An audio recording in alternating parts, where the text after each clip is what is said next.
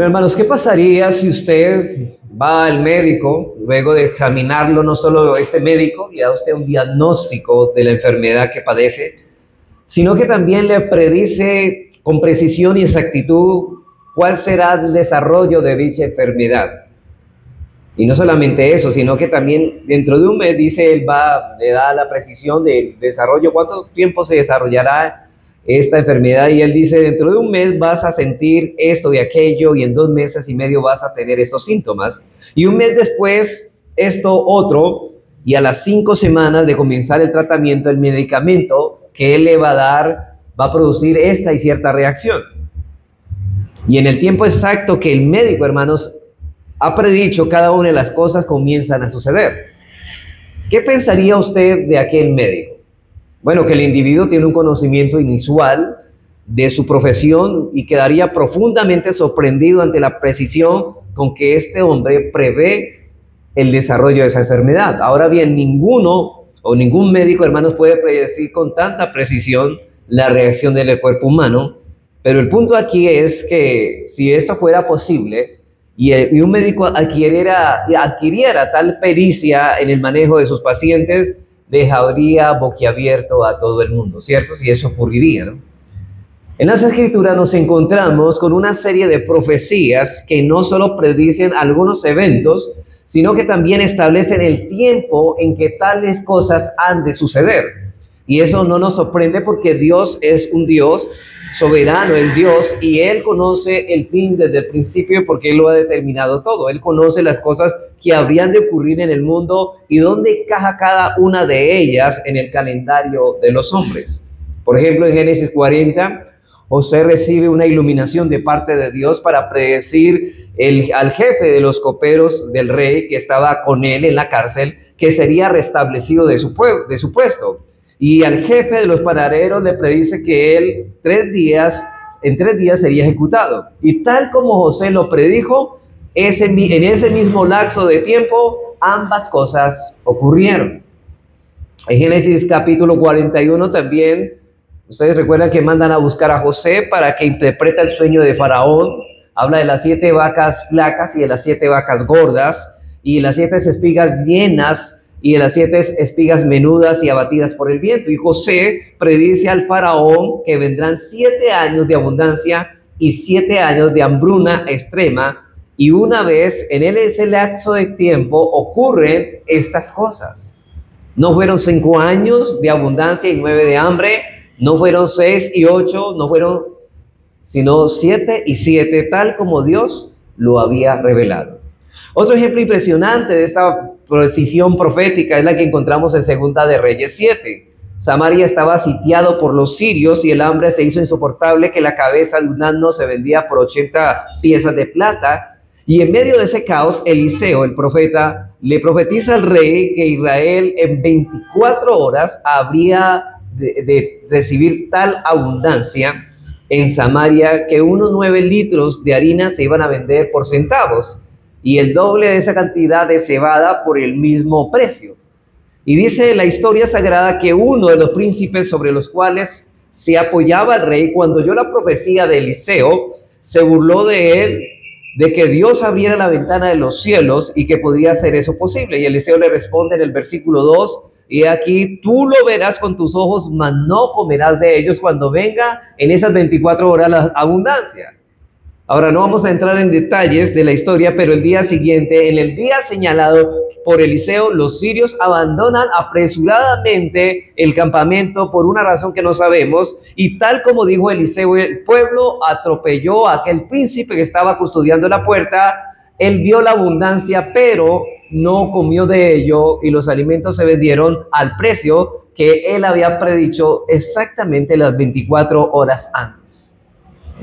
Un ejemplo más que quiero mencionar antes de tratar del texto que desarrollaremos en la tarde de hoy, es el de la cautividad de Israel.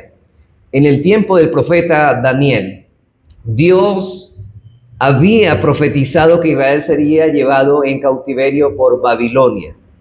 El profeta Jeremías predice que dicho cautiverio duraría 70 años.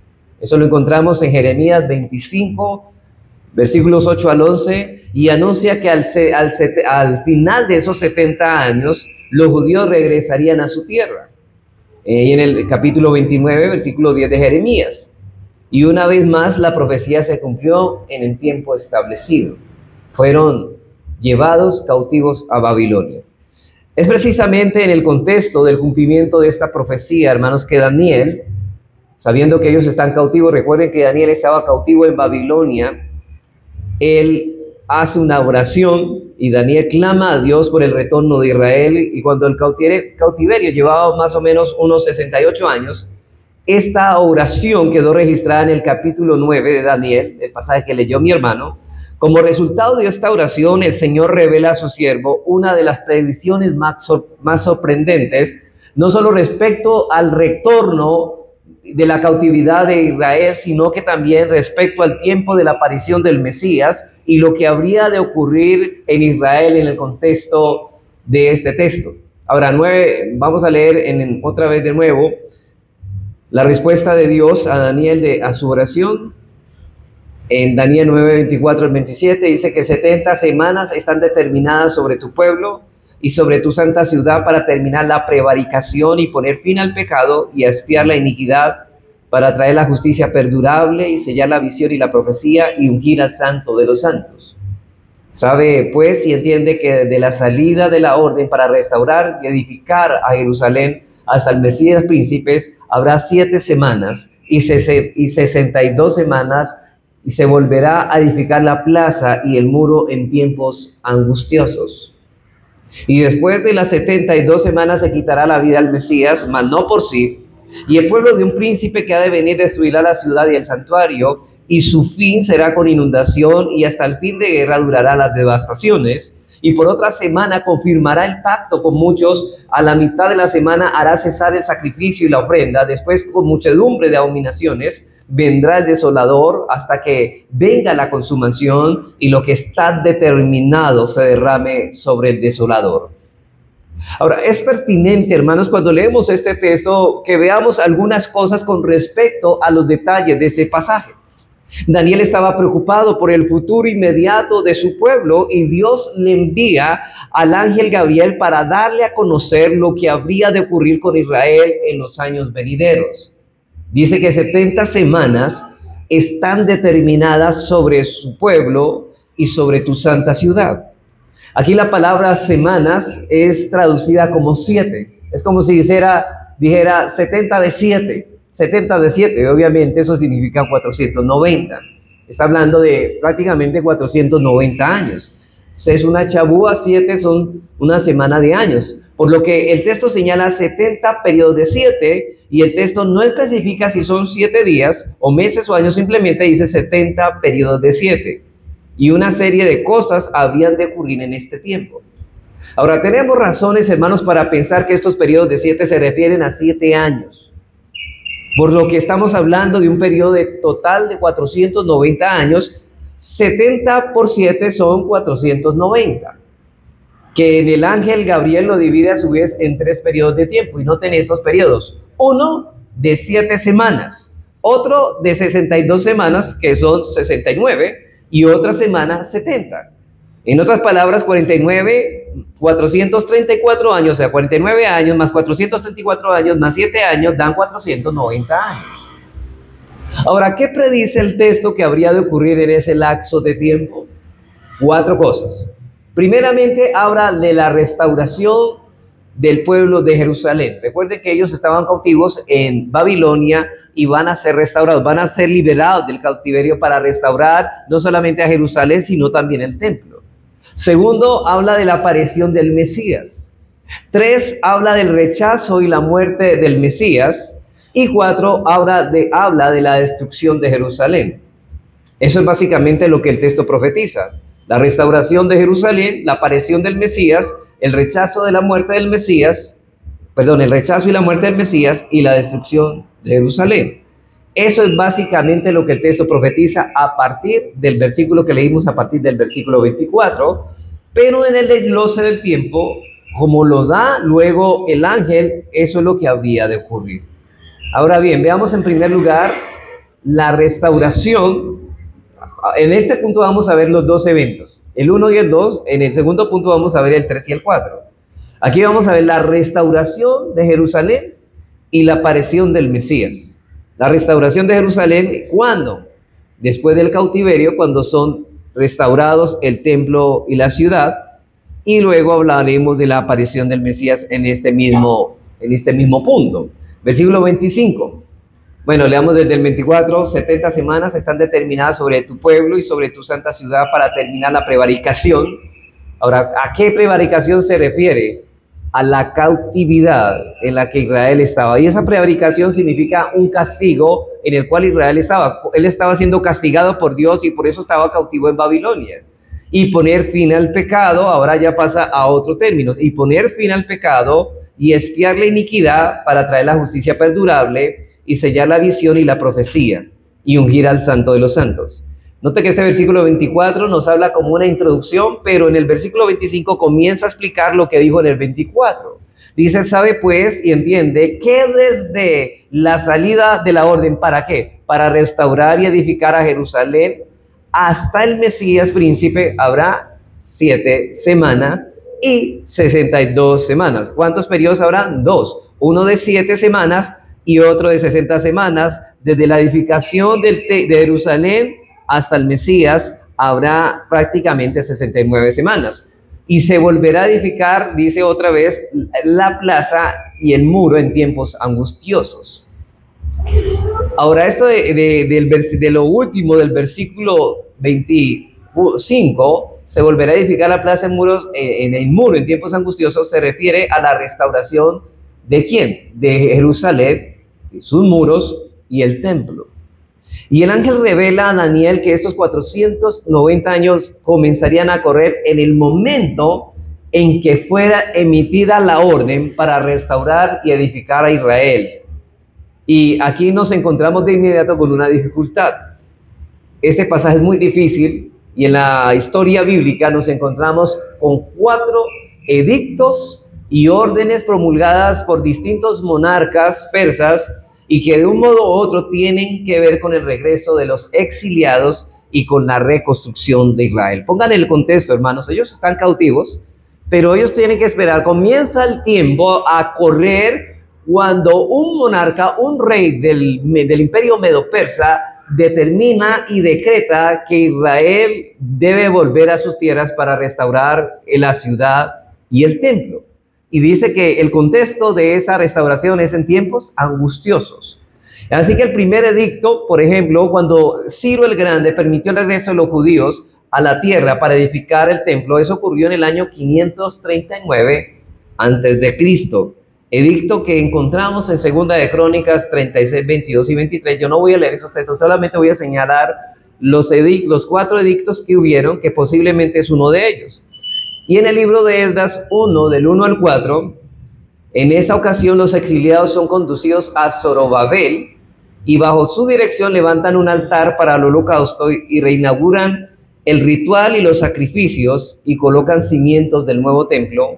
Recuerden que el templo, hermanos, había sido destruido por Nabucodonosor, ¿cierto? En el año 586 a.C. Muy pronto, ese pequeño remanente de judíos encontró muchas dificultades y problemas, por lo que no pudieron adelantar la reconstrucción del templo, mayormente por la culpa de los samaritanos. Y ustedes saben que los samaritanos, ¿quién eran, no? Eran los del reino del norte, que el rey de Israel se había dividido y ellos se mezclaron con gentiles, y esos son los samaritanos que le hicieron la guerra. Por eso es que en el tiempo de Jesús los judíos odian tanto a los samaritanos, porque ellos fueron los que le hicieron la guerra para impedirles que construyeran el templo y la ciudad. Así que ellos estaban allí, esos samaritanos, quienes pusieron tantos obstáculos que finalmente la obra se detuvo. Así permaneció 15 años, durante los cuales este grupo de judíos se establecieron en las proximidades de Jerusalén y se dedicaron a cultivar las tierras. Mientras tanto, muere el rey Ciro, y en el año 530 a.C. le sucede su hijo Cambises, que más tarde fue sucedido por su hijo Darío I, que era el miembro de una rama colateral de la casa real. Y al príncipe del reinado de este último monarca, los repatriados reciben de nuevo un impulso para continuar la obra que los samaritanos se habían interpuesto. Y a través del ministerio profético de, ustedes ya leen, profetas Ageos y Zacarías, que son los últimos profetas, está en este tiempo cuando se nombra el tercer decreto. Tanto el uno como el otro alentaron al pueblo a proseguir la reconstrucción del templo, por lo que Zorobabel vuelve a la carga. Pero una vez más los samaritanos se enteran y tratan de parar la obra de nuevo, remitiendo este asunto a la corte real. Y Darío recibe el caso, investiga y encuentra el edicto que había sido emitido por el rey Ciro. Dice, va como los archivos y dice, mira, aquí está decretado esto antes. Por lo que ordena a través de otro edicto que los judíos no fueran estorbados. No solamente se le da permiso para reconstruir el templo y la ciudad, sino además agrega que no sean estorbados por los samaritanos para construir, sino que más bien se facilitase toda ayuda que el decreto de Ciro decía. Y este es el segundo decreto que fue promulgado en el año 519 y 518 a.C. Aunque nosotros debemos recalcar, hermanos, que este fue una confirmación de la validez del decreto anterior de Ciro el Grande. En Esdras, eso lo encontramos en Esdras 5 y 6. Así que animados con esta nueva prueba de amor de Dios, los judíos finalmente reconstruyen el templo por segunda vez en el año 515 antes de Cristo. Y aunque en ese momento no fue totalmente completado ni adornado como debía ser. Ahora bien, hasta ahí vamos el segundo decreto, ¿cierto? Vamos al tercero.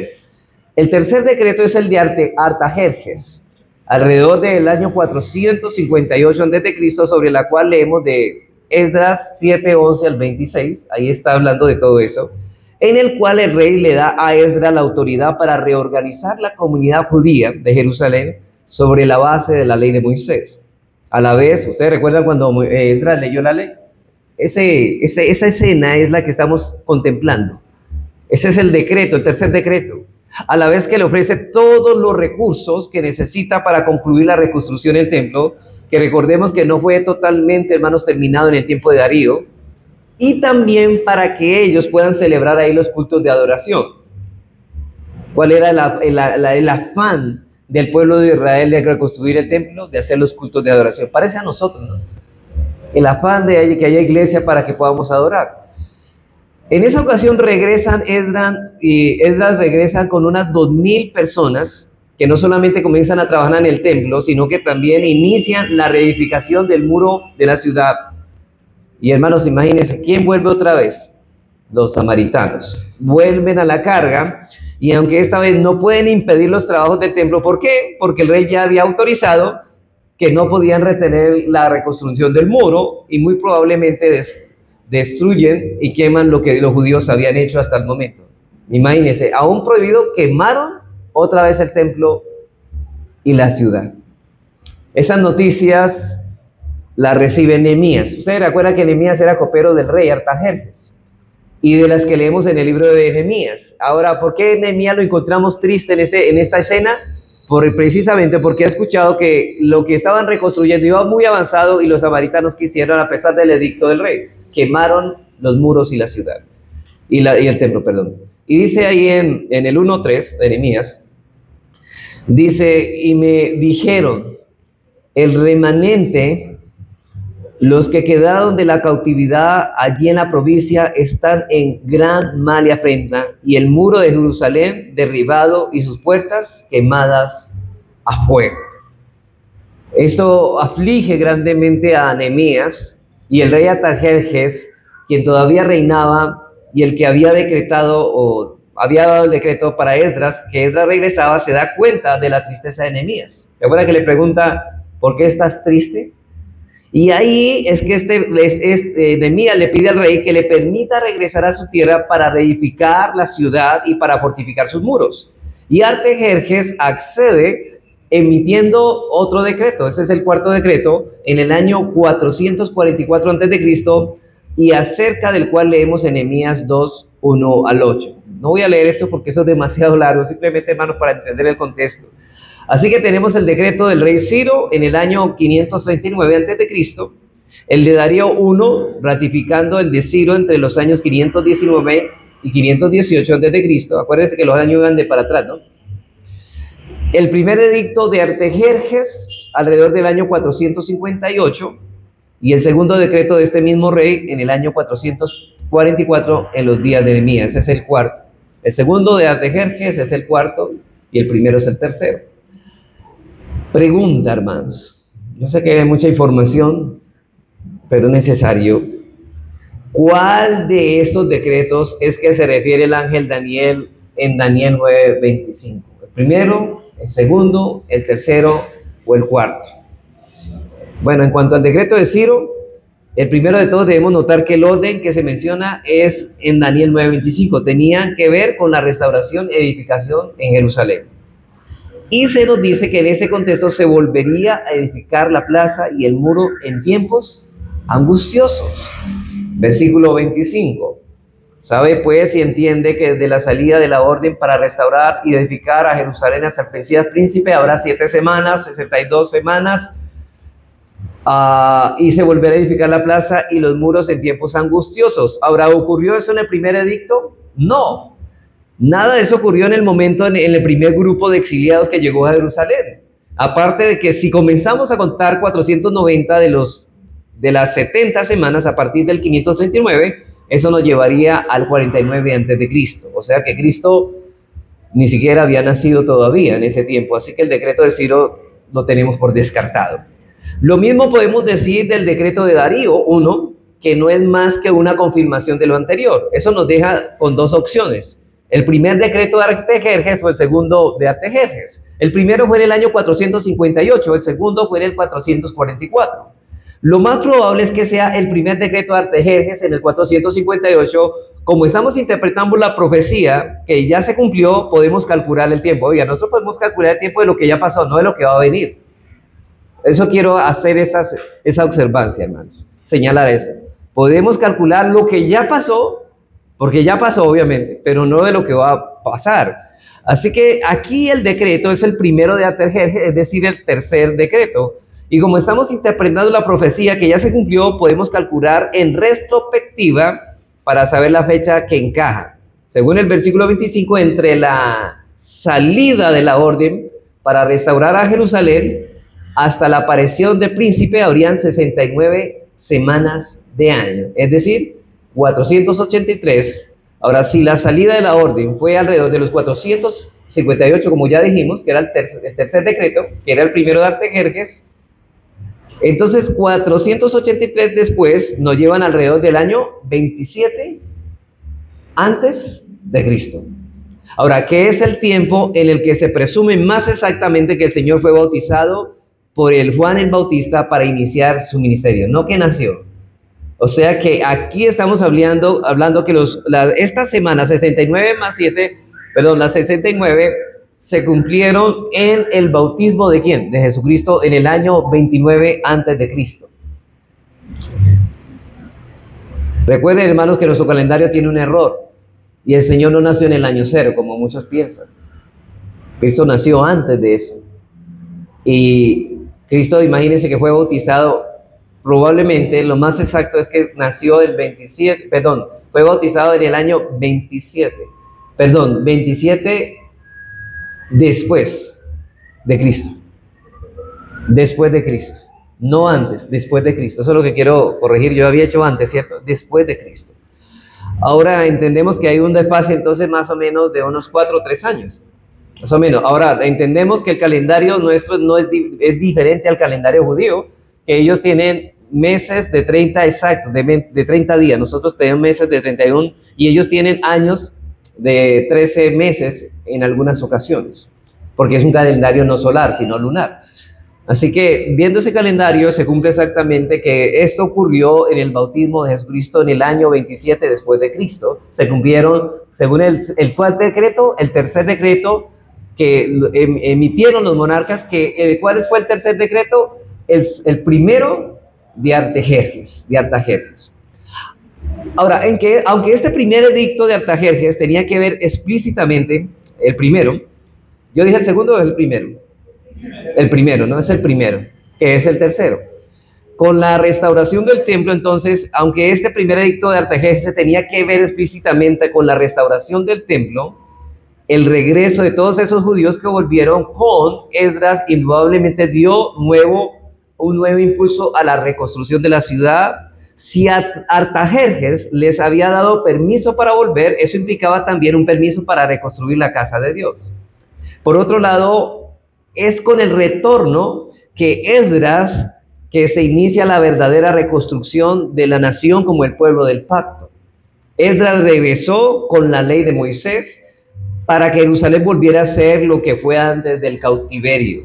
Por otro lado, en el tiempo de Esdras, que los judíos comienzan la reconstrucción de sus murallas, obra que luego fue estorbada por los samaritanos, y el texto de Daniel dice claramente que fue en tiempos en que se volvieron a edificar los muros en tiempos angustiosos. Y yo no quisiera que perdieran de vista, hermanos, que en medio de todos esos datos, fechas, que es lo que se revela en el pasaje de Daniel, para nosotros es difícil hacer cálculos exactos porque los registros históricos de la antigüedad no tenían la precisión en cuanto a la fecha que tienen los registros hoy, ¿no? Ellos nos decían 4 de junio de 1978, no. Ellos decían en el tercer año del rey Artajerjes, por ejemplo. Esa era la forma de calcular las fechas. Y no lo hace como nosotros. Así que era muy complicado, hermanos, para hacer una precisión de estos cálculos del cumplimiento de la profecía. Así que ellos no usaban ni siquiera nuestro calendario, pero es obvio que esta profecía se cumplió tal como fue predicha. El Mesías apareció en el escenario de Israel como el Mesías, no que nació en esa época, es que él apareció como el Mesías en el momento del bautismo en el año 483, años después de que se hubiera promulgado el decreto que se había establecido en el versículo 25 en Daniel 9. Y obviamente, hermanos, ¿cuándo empieza el ministerio de Jesucristo? Ahora, empieza el ministerio después de su bautismo. Más o menos tenía 30 años. ¿Y cuánto dura el ministerio de Jesucristo? 3 años y medio, que es la mitad de ¿qué? De una semana, 3.5. Ahora vamos a mirar eso, porque eso tiene demasiada repercusión. 3 años y medio es la mitad de 7. Y exactamente, hermanos, ese fue el ministerio del Señor, 3 años y medio. De hecho, cuando Jesucristo nació, algunos judíos piadosos sabían que el Mesías estaba a punto de nacer. ¿Sabían eso? Por ejemplo, en Lucas 2, 25 y 26 dice: he aquí que había en Jerusalén un hombre llamado Simeón, y este hombre justo y piadoso esperaba la consolación de Israel, y el Espíritu Santo estaba sobre él. Y le había sido revelado por el Espíritu Santo que no vería la muerte antes que viese al ungido del Señor. Este hombre sabía más o menos la fecha del nacimiento de Cristo. Y en el caso particular de Simeón, este había recibido una revelación particular de parte de Dios. Y noten el versículo 36, dice: estaba también allí Ana, profetisa, hija de Fanuel, de la tribu de Aser, de edad muy avanzada, pues había vivido con su marido 7 años desde su virginidad, y era viuda hacía 84 años, y no se apartaba del templo, sirviendo de noche y de día con ayunos y con oraciones. Esta, presentándose en la misma hora, daba gracias a Dios y hablaba del niño a todos los que esperaban la redención en Jerusalén. Y aquí debemos incluir, hermanos, también a los reyes magos, ¿no? Bueno, no eran reyes, ahí dice que eran magos nomás, que venían del oriente. Pero ¿de dónde venían ellos? Precisamente donde Daniel recibió la profecía, en Persia. Porque recuerden que él era cautivo primero de Babilonia y luego pasó a ser cautivo de los persas, que cambió de imperio. Y precisamente estos magos venían de Persia, como si ellos supieran en qué fecha iban a hacer más o menos los cálculos donde iban a nacer el niño. Y que muy probable eran persas y que muy seguramente leyeron el libro de Daniel y pudieron calcular que para esa fecha seguramente iba a estar naciendo el Mesías. Por eso viene del oriente. Y aunque admito que eso es una especulación, hermanos, no vayan a tomar eso como algo dogmático. Si ellos leyeron el libro de Daniel o no, no lo sabemos, pero no podemos olvidar que Daniel fue un ministro persa y muy factiblemente el libro de Daniel se guardó en los anales del imperio persa. Por eso, cuando estos magos del oriente vinieron, la estrella en el firmamento pensaron que podría estar anunciando la venida de ese rey. Ellos dijeron: su estrella hemos visto. Pero volviendo a nuestro texto, allí volvemos que el ángel divide los años que habrían de ocurrir estos eventos en 2 periodos de tiempo. Uno de 7 semanas y otro de 40, es decir, 49 años, 7 semanas, 49 años, otro de 62 semanas, es decir, 434 años. Durante el primer periodo será reconstruido la ciudad, versículo 25. Dice, sabe pues y entiende que de la salida de la orden para restaurar y edificar a Jerusalén hasta el Mesías príncipe habrá 7 semanas. Y 62 semanas se volverá a edificar la plaza y el muro en tiempos angustiosos. Note que la última parte de este versículo se cumplió tal como fue profetizada. Tenemos testimonios abundantes en el libro de Jeremías, especialmente en los capítulos 3, 4, 6 y 9, cómo los judíos encontraron tanta oposición cuando trataron de hacer la obra de reconstrucción, y ellos realmente reconstruyeron el muro y la plaza en tiempos angustiosos. El segundo periodo de 434 años es el que vino inmediatamente después de la reconstrucción de la ciudad, en el cual, según esta profecía, nada se predice en particular. ¿Sabe lo que llamamos este periodo de 434 años? El periodo del silencio, entre el Antiguo Testamento y el Nuevo Testamento. ¿Y quién aparece cuando se acaba este periodo? Cristo aparece en el escenario, porque el último libro es Malaquías, y ese precisamente aparece el Mesías. Así que predice en particular, excepto de que al final de ese tiempo el Mesías haría su aparición en la vida de Israel. ¿Y cuál dijimos? Más exactamente, ¿qué ocasión? El bautismo. Así que este segundo periodo corresponde al tiempo intertestamentario. El primero de la reconstrucción del templo. El segundo, el tiempo intertestamentario, esos 434 años. Ese segundo periodo corresponde a eso, que inició después del ministerio de Malaquías, que fue el último que escribió el canon del Antiguo Testamento, y concluyó con el inicio del ministerio del Señor. ¿Cuándo? Cuando fue bautizado. Durante todo ese tiempo Israel no recibió palabra de ¿quién? De Dios. Veamos en segundo lugar el rechazo y la muerte del Mesías y la destrucción de Jerusalén. El rechazo y la muerte del Mesías y la destrucción de Jerusalén.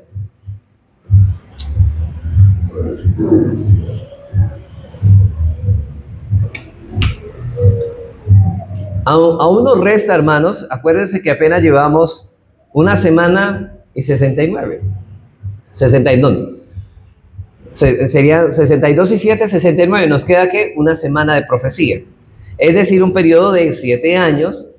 Ahora, hermanos, más adelante yo voy a tener una segunda parte de esta enseñanza para refutar lo de los dispensacionalistas, porque ellos piensan que esa semana que falta es los 7 años de la gran tribulación que ellos llaman. Pero vamos a explicar después eso. Pero necesitamos explicar brevemente qué dice la Biblia y después qué dicen ellos para refutar lo que ellos dicen. Ahora, queda una semana, es decir, un periodo de 7 años en los cuales muere el Mesías. Note que es una semana. Habiendo sido rechazado de su pueblo, a los suyos vino, pero los suyos no la recibieron. Eso primera de Juan 1:11. Lo que trae como consecuencia la destrucción de Jerusalén 40 años después de Cristo ascender al cielo. Versículo 26, dice así, de Daniel 9, dice, y después de las 72 semanas, ¿qué pasará? Se quitará la vida al Mesías. Ya pasó las 7 semanas, ya estamos se termina las 62 semanas. ¿Qué pasa en las 62? Después de las 62 semanas se quitará la vida al Mesías. Mas no por sí, el pueblo de un príncipe que ha de venir destruirá la ciudad y el santuario, y su fin será con inundación, y hasta el fin de las guerras durará de devastaciones. Y por otra semana confirmará el pacto con muchos. Confirmará el pacto con muchos. Ahora, esa por otra semana se debe traducir más bien como una semana. O sea que en esa semana que va a hacer el Señor Jesucristo confirmará el pacto ¿con quién? Con muchos. Y a la mitad de la semana, de esa semana, noten, hará cesar el sacrificio. ¿Cuándo murió Cristo? A lo último de su ministerio. La mitad de la semana, ¿cuánto es? 3.5. Entonces, a la mitad de la semana hará cesar el sacrificio. ¿Cuándo cesó el sacrificio, la ofrenda? Cuando Cristo murió en la cruz del Calvario, exactamente cuando se cumplió los 3.5, que es la mitad de una semana. Después, con la muchedumbre de las abominaciones, vendrá el desolador, hasta que venga la consumación y lo que está determinado se derrame sobre el desolador. ¿Qué significa esto último? Que vendrá un juicio sobre el pueblo de Israel, y el templo y la ciudad que fueron una vez construidos volverán a ser destruidos, la ciudad y el templo. después de que Cristo muera y pare la ofrenda. Ahora, los primeros que encontramos en el versículo 26 es el anuncio de la muerte del Mesías. Y no olviden que Daniel escribió este libro en el año 538 antes de Cristo, es decir, 570 años de que eso ocurrió. Ahora, el ángel le revela, más exactamente el ángel Gabriel, que eso ocurriría después de 62 semanas. Y aunque el texto, o sea, 62 semanas Cristo va a morir. Y aunque el texto no especifica qué tanto tiempo después, el versículo 27 provee la clave para entender que esto ocurre a la mitad de la semana 70. O sea, la última semana, en la mitad de esa semana, muere Cristo y cesa el sacrificio de la ofrenda. ¿Por qué? ¿Cuál sacrificio y cuál ofrenda? La del Antiguo Testamento, porque Cristo realmente el verdadero sacrificio, la verdadera Pascua, y viniendo lo real, pasa las sombras y lo que era figura de lo verdadero. ¿Sí me estoy haciendo entender? Ahora bien, es decir, 3 años y medio después de que Cristo inició su ministerio, exactamente 3 años y medio de su ministerio. Y creo que la expresión que la Reina Valera traduce como se quitará la vida al Mesías, en el versículo 26 dice literalmente que el Mesías será cortado. Y esa palabra se usaba para referirse a una muerte violenta. Por ejemplo, voy a poner otros textos para explicar eso. Levítico 7:20 dice, aparece con referencia a la pena capital. Por ejemplo, dice en Levítico 7:20, pero la persona que comiere la carne del sacrificio de paz, el cual es de Jehová, estando inmunda, aquella persona, dice, será cortada entre su pueblo. ¿Qué significa? Que esta persona morirá violentamente como castigo por haber incumplido ese mandamiento del Señor. Y en el Salmo 37:9 se usa esa misma expresión para referirse a la destrucción de los impíos. Dice, porque los malignos serán destruidos, serán ¿qué? Arrancados de este mundo. Así que el Mesías había de sufrir una muerte violenta. Eso es lo que vemos claramente, profetiza Daniel, y algo que también estaba profetizado en algunos textos del Nuevo Testamento. Por ejemplo, en Isaías 53:7 dice, como cordero fue llevado al matadero. Y todos nosotros sabemos que cómo es que matan a los corderos en el matadero. Y en el Salmo 22:16, escrito 1000 años antes del nacimiento de Cristo, dice específicamente que horadarían sus manos, es decir, las perforarían, y sus pies también, en una clara referencia a la muerte por crucifixión, que de paso no se usaba en los días de Daniel ni de David. Pero este texto dice en Daniel 9:26, mire, ubíquese en el versículo 26, dice, y después de las 72 semanas se quitará la vida al Mesías, será cortado, o sea, será muerto violentamente, mas no por sí. No muere por sus propias manos, sino por la mano ¿de quién? De otros. ¿Y qué significa eso? La palabra que se usa en el original hebreo es, al final de la frase, es un nombre que significa nada. Esa palabra, mas no por sí, significa nada, vacío. Por eso muchos comentaristas traducen esta frase, y después de las 62 semanas, el Mesías será cortado y no tendrá nada. Bueno, ustedes dicen, ¿no tendrá nada qué? Bueno, eso es lo que el texto dice literalmente. Comentando al respecto, alguien escribió, un comentarista bíblico escribió esto. Un posible significado de esta extraña frase podría ser que Cristo murió aparentemente, y eso es real, sin amigos, ni honor, fue rechazado por los hombres, tratado como un criminal y aún abandonado por el Padre en el área de cosas atractivas y deseables. Su porción equivalía a nada. El Mesías príncipe fue cortado sin tener aquello que era propio de él, y el Mesías murió como un criminal cualquiera, siendo el Hijo de Dios, siendo santo e inocente. Murió sin amigos, murió abandonado por el Padre, murió sin nada. Y lo que sigue diciendo el texto tiene que ver con las terribles consecuencias que vendrían al pueblo de Israel. Noten que Cristo muere, cesa el sacrificio con su muerte. Y ustedes dicen, ¿termina la profecía allí? No. Termina es 40 años después. Bueno, pero eso no tiene nada que ver con la cronología que estamos viendo. Es que dice que después de que ocurra eso, vendrá la desolaciones y el templo y la ciudad serán destruidas. ¿Para qué? Porque ¿qué estaban haciendo los judíos entre la muerte de Cristo y los 40 años después, en el año 70? O sea, después de la muerte de Cristo pasaron 40 años que llegó al año 70, más o menos, que se llama el año 70 después de Cristo. En ese tiempo el general Tito vino y arrasó el templo y la ciudad. Y ahí se cumplió, después de esa semana, de la última semana, fue arrasada el templo y la ciudad. ¿Y por qué hasta ahora los judíos no pueden hacer sacrificio? Porque el templo y la ciudad fueron destruidos. ¿Y han intentado reconstruirlo? Sí. ¿Han podido? No, es imposible. Como señalando de que eso ya está aprobado. Y lo que sigue diciendo este texto tiene que ver con las terribles consecuencias, precisamente de eso que vendía a Israel. ¿Se acuerdan cuando hablamos la semana pasada de Mateo 23, cuando el Señor dice, ay, que quise juntar como la gallina tú juntas los pañuelos y no quisiste, viene destrucción, y él llora por lo que le espera a Jerusalén y el juicio que le espera? Pues de este juicio que estaba hablando el Señor Jesús. Y dice el versículo 26, y después de los 72 semanas se quitará la vida al Mesías, mas no por sí, y no tendrá nada, y el pueblo de un príncipe que ha de venir destruirá la ciudad y el santuario, es decir, el templo, y su fin será con inundación, y hasta el fin de la guerra durarán las devastaciones. Hermanos, aquí no hay duda prácticamente que todos los comentaristas ortodoxos, no importa la escuela escatológica que pertenezca, están de acuerdo con esta profecía. Se refiere a la destrucción del templo por manos de los romanos en el año 70 después de Cristo, bajo el mando de Tito.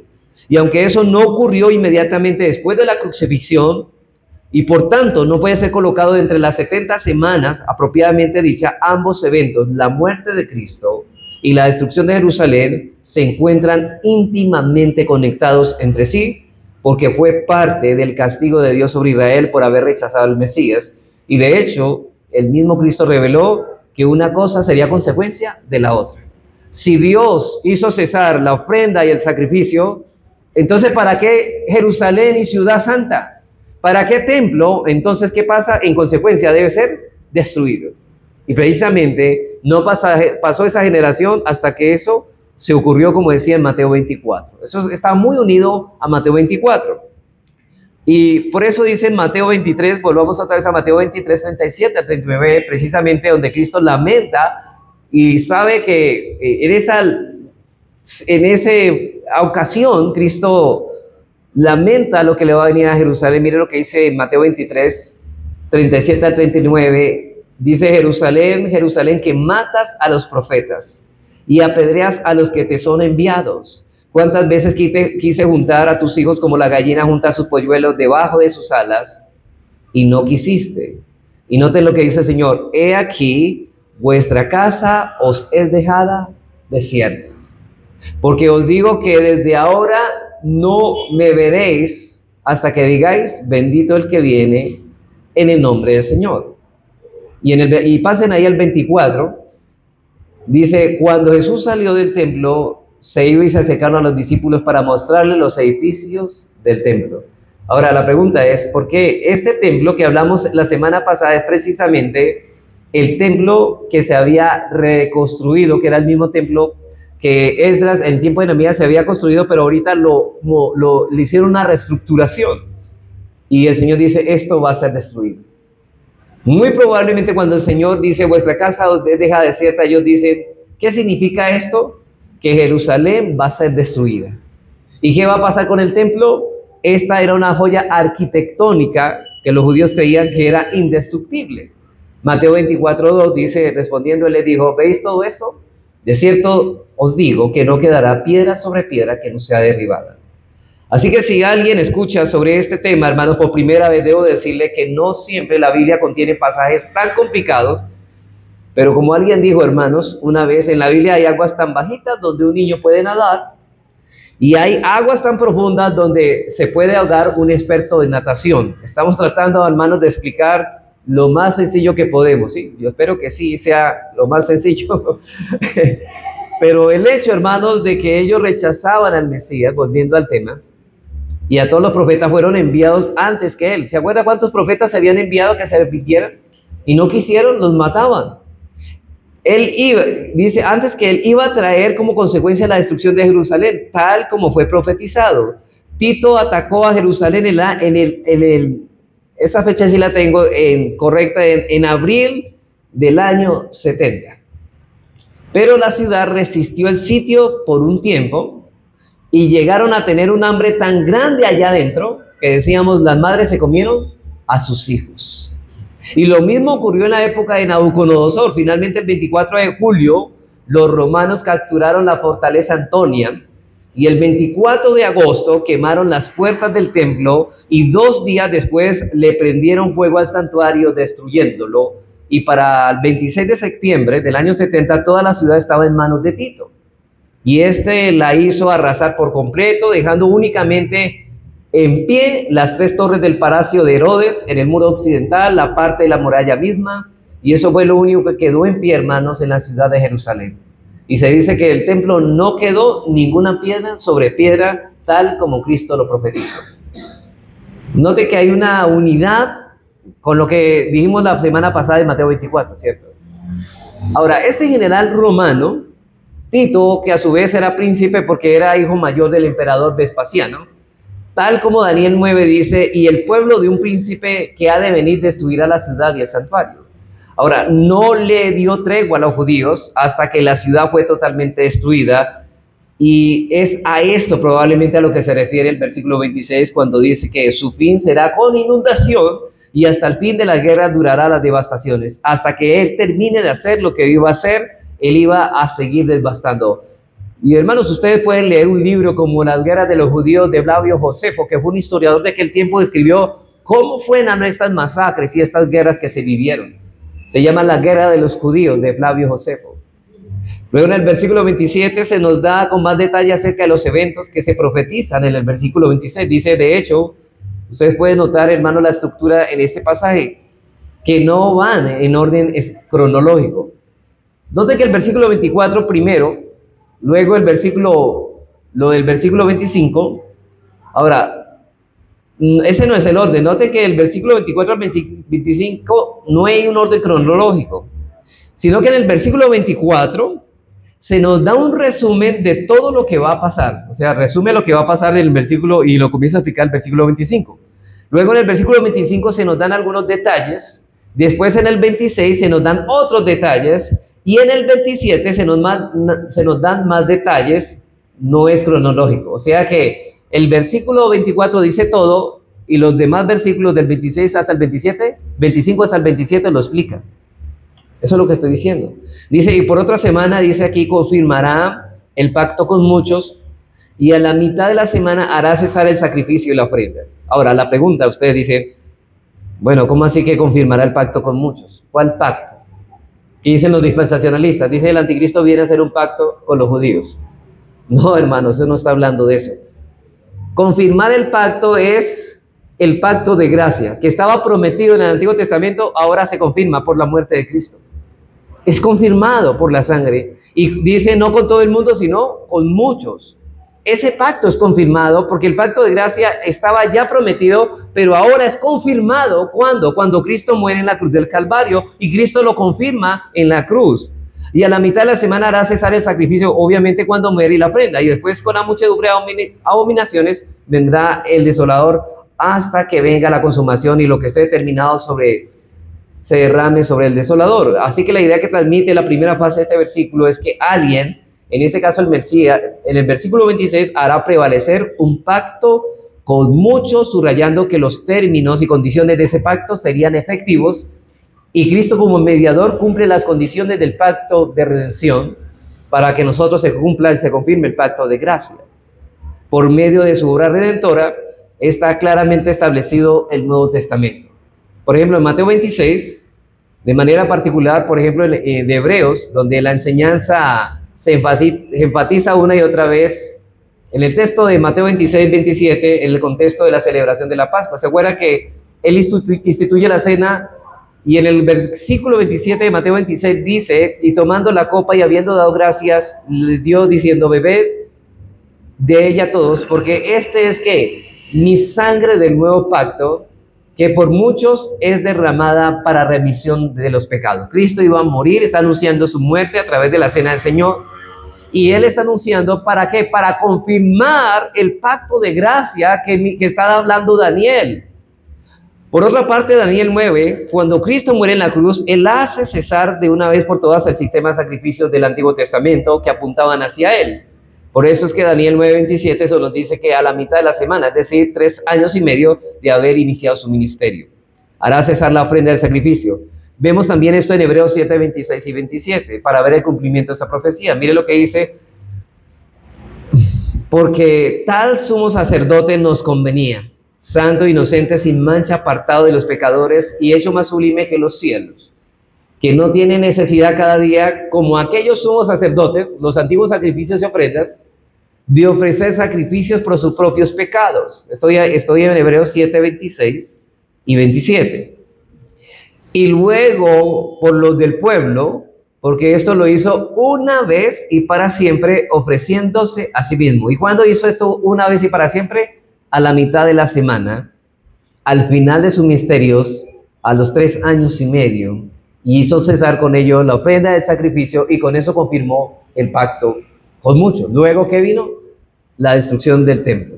Hebreos 10:11 dice: y ciertamente todos estos, Hebreos 10:11, y ciertamente todo sacerdote está día tras día ministrando y ofreciendo muchas veces los mismos sacrificios. ¿De qué sacerdocio está hablando? Del Antiguo Testamento, que nunca pueden quitar los pecados, pero Cristo, habiendo ofrecido una vez y para siempre un solo sacrificio por los pecados, se ha sentado a la diestra de Dios, de ahí en adelante, esperando hasta que sus enemigos sean puestos por estrado de sus pies, porque con una sola ofrenda hizo perfectos para siempre a los santificados. ¿Necesitamos más ofrenda? ¿Más sacrificio por los pecados? No. Así que la mitad de la semana Cristo muere y hace cesar los sacrificios y ofrenda. Y finalmente, Daniel 9:27, se menciona una vez más las terribles consecuencias que vendrían sobre Israel por la responsabilidad de la muerte del Mesías. Dice: después, con la muchedumbre de abominaciones, vendrá el desolador hasta que venga la consumación y lo que está determinado se derrame sobre el desolador.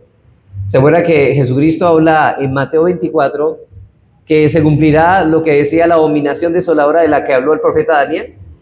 Pues esta es la abominación desoladora de que profetizó el profeta Daniel, que el templo y la ciudad iban a ser destruidos. El texto puede leerse aquí, por ejemplo: después con alas de abominación vendrá la desolación. Y puede interpretarse de 2 maneras. Puede interpretarse como una referencia a las cosas abominables que Tito había de hacer contra los judíos en Jerusalén y de manera más particular en el templo. O puede referirse también que los judíos continuarían haciéndose abominables ellos mismos delante de Dios al atacar ferozmente la fe cristiana, y luego de haber rechazado a Cristo el Mesías, y que por eso acarrearían sobre sí desolación determinada por Dios. Por eso dice en primera de Tesalonicenses 2:14 al 16: porque vosotros, hermanos, vinisteis a ser imitadores de las iglesias de Dios en Cristo Jesús, que están en Judea, pues habéis padecido de vuestra propia nación las mismas cosas que ellos padecieron de los judíos, los cuales mataron al Señor y a sus propios profetas, y a nosotros nos expulsaron, y no agradan a Dios, y se oponen a todos los hombres, impidiéndonos hablar a los gentiles para que esto se salven. Así colman ellos siempre la medida de sus pecados, pues vino sobre ellos la ira hasta el extremo. ¿Y de qué está hablando? Por eso vino la ira hasta el extremo, la destrucción de Jerusalén y el templo. Y eso está hablando Pablo a los tesalonicenses. Así que algunos entienden que cuando Daniel habla de alguna abominación, se está refiriendo a todas las obras abominables de los judíos que trajo sobre ellos la destrucción total de Jerusalén. Ahora, lo que sí está claro en este texto es que esa desolación de la que habla en el versículo 27 no puede ser otra que la mencionada en el versículo 26, cuando el general Tito devastó a Jerusalén. Hasta aquí, hermanos, la interpretación de esta fascinante profecía del Antiguo Testamento. Y aunque ciertamente, hermanos, hay unas cosas muy difíciles de entender en este pasaje, los 4 eventos que aquí profetizados que vemos que se cumplieron al pie de la letra fue primero. ¿Y cuáles fueron? Primero, el retorno de los judíos y la reconstrucción del templo se cumplió. El tiempo de la aparición del Mesías se cumplió. Su muerte violenta en la cruz del Calvario se cumplió. y la subsiguiente destrucción de Jerusalén por haber rechazado al Mesías también. Esta profecía es una prueba contundente, hermanos, que Dios es veraz y que la Biblia es su palabra. Podemos poner toda nuestra confianza en este libro sagrado, hermanos, porque Dios, quien lo inspiró, no miente. Sus profecías son verdaderas, lo mismo que sus promesas y lo mismo que sus advertencias. Y, hermanos, lo que está profetizado ahora también se cumplirá. Si se cumplieron, seguirá cumpliéndose. Ahora, para dar unas enseñanzas prácticas, hermano, y no quedar con fechas y esto, porque yo quedo un poco como una escuela bíblica, quiero dar algunas aplicaciones. Hermanos, ¿qué nos debe llevar a esto? Eso nos lleva a confiar en la Biblia, en que lo que dice Dios es realmente así. Queridos hermanos, este libro, la Biblia, es plenamente confiable porque es la palabra de Dios. Es esa de las razones por las que los incrédulos no tendrán excusa en el día del juicio, porque nosotros le hablamos conforme a la palabra y Dios se ha revelado al hombre a través de su creación, a través de la palabra, y tanto la una como la otra llevan impresas las marcas indelebles del autor. La creación es perfecta, la creación es maravillosa y es obvio que la creación no se hizo sola. Pero la Biblia es perfecta, la Biblia es un libro extraordinario y es obvio, hermanos, que aunque fue escrita por hombres, estos hombres fueron inspirados por el Espíritu de Dios. Por eso Pedro dice en segunda de Pedro 1:17 a 19 dice lo siguiente: pues cuando él recibió de Dios Padre honra y gloria, le fue enviada desde la magnífica gloria una voz que decía: este es mi Hijo amado en quien tengo complacencia. Y nosotros, dice Pedro, con los que estaban con él, oímos esta voz enviada del cielo cuando estábamos con él en el Monte Santo. Tenemos también la palabra profética más segura, a la cual hacéis bien en estar atentos como antorcha que alumbra en el lugar oscuro hasta que el día esclarezca y el lucero de la mañana salga en vuestros corazones. Pedro dice, hermanos, mi experiencia fue real. Yo vi la gloria de Dios, pero ustedes tienen la palabra profética más segura. La Biblia es la palabra escrita, está por encima de cualquier experiencia humana, hermanos. Hermanos, por encima de cualquier experiencia está la palabra de Dios, y Pedro apela más a lo que dice la Biblia que a su propia experiencia, incluyendo la experiencia de los apóstoles con Cristo. Dice que es mayor lo que está escrito. Y Pedro sigue diciendo en segunda de Pedro 1:20 al 21, entendiendo primero esto, que ninguna profecía de la Escritura es de interpretación privada. Y esta palabra interpretación significa en griego decisión, porque nunca la profecía fue traída por voluntad humana, sino que los santos hombres de Dios hablaron siendo inspirados por el Espíritu Santo. Hermanos, no fue Daniel que se sentó a especular y a comenzar a decir cosas que en 70 semanas no. Él fue inspirado por el Espíritu Santo y el ángel Gabriel le dio esa revelación. Y tal como Dios se lo reveló, así mismo estas cosas fueron cumplidas. Los judíos rechazaron al Mesías y cosecharon como nación terribles consecuencias de su osadía. Jerusalén fue devastada completamente. Pero ¿saben una cosa, hermanos? La Biblia advierte que lo mismo ocurrirá a aquellos que responden al Evangelio como ellos respondieron. Por eso es que Cristo dice en Mateo 11:21 al 22, ay de ti Corazín, ay de ti Betsaida, porque si en Tiro y en Sidón se hubieran hecho los milagros que han sido hechos entre vosotros, tiempo a que se hubiera repetido en silicio y ceniza. Por tanto os digo que en aquel día será más tolerable el castigo para Tiro y para Sidón que para vosotros. ¿Sí saben qué es lo que significa esto?